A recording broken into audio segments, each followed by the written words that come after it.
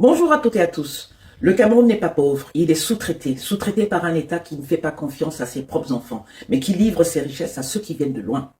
Et aujourd'hui, je vais vous le démontrer, pas avec des émotions, pas avec des suppositions, mais avec des faits, des rapports officiels, des enquêtes internationales.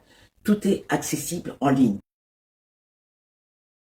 Au Cameroun, une grande partie des plantations industrielles palmiers à huile et VA appartient à des entreprises étrangères, françaises, luxembourgeoises, singapouriennes ou chinoises. Depuis plus de 15 ans, les populations dénoncent l'accaparement des terres, la pollution, les déplacements forcés et les conditions de travail indignes. Ces accusations ne viennent pas de l'imagination des Camerounais. Non, elles viennent d'ONG internationales reconnues, Sherpa, les Amis de la Terre, Business and Human Rights et même l'OCDE. Des institutions sérieuses, des documents publics, des enquêtes vérifiables. Et pourtant, jamais l'État du Cameroun n'a accordé une seule plantation de 40 000 hectares à un entrepreneur local. Jamais.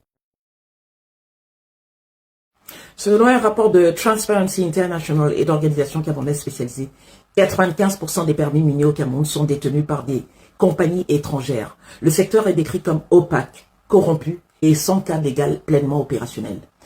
Pourtant, il y a des Camerounais formés qui existent, les ingénieurs existent, les géologues existent, mais ils n'ont ni les financements, ni les garanties bancaires, ni les autorisations administratives pour entrer dans le jeu.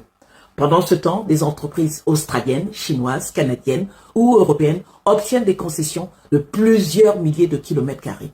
Voilà la réalité. Dans le secteur pétrolier, la situation n'est guère différente. PRNCO, une multinationale franco-britannique, détient des licences pétrolières jusque dans certaines zones protégées. Des enquêtes internationales documentent des cas de pollution, d'opacité et des risques environnementaux lourds. Et maintenant, posez-vous une question simple. Quelle multinationale camerounaise exploite du pétrole en France, en Angleterre ou aux États-Unis? Aucune, absolument aucune. Un Camerounais talentueux, visionnaire, compétent n'a ni accès aux grands financements, ni soutien administratif, ni garantie bancaire, ni partenaires techniques internationaux. Une multinationale signe un contrat en 8 mois. Un Camerounais attend 8 ans et parfois il attend toute une vie. Le système est construit de telle manière que le succès à grande échelle n'est accessible qu'à l'investisseur étranger, jamais au citoyen local.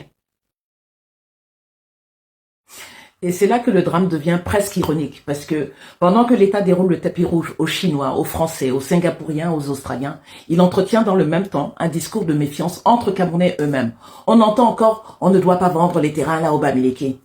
Mais on vend les terres aux multinationales.